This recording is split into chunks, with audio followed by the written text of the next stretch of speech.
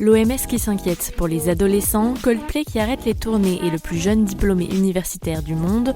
Nous sommes le samedi 23 novembre, je suis Jeanne. Bonjour à toutes et à tous.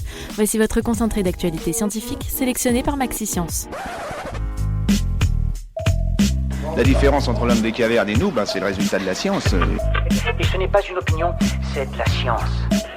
Notre monde n'est pas si moche.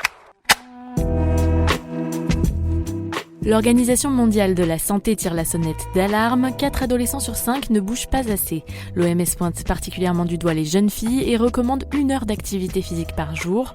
En cause, la révolution électronique qui aurait modifié le comportement des jeunes.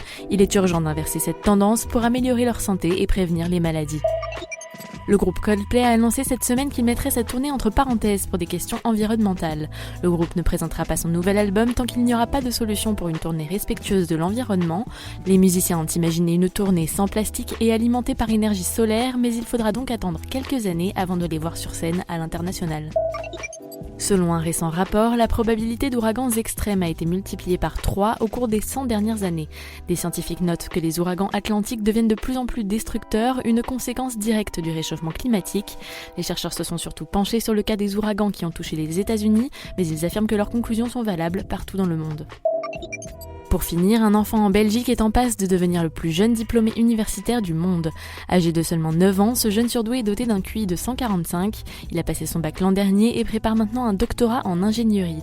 Son rêve, développer des organes artificiels pour aider ses grands-parents, tous deux atteints de maladies cardiaques. C'est tout pour aujourd'hui, merci pour votre fidélité. Pour en savoir plus sur les news du jour, n'hésitez pas à consulter le site de Maxi Science. On vous dit à demain pour de nouvelles actualités scientifiques. Voilà. Il ne reste plus qu'à vous remercier de votre attention. Au revoir.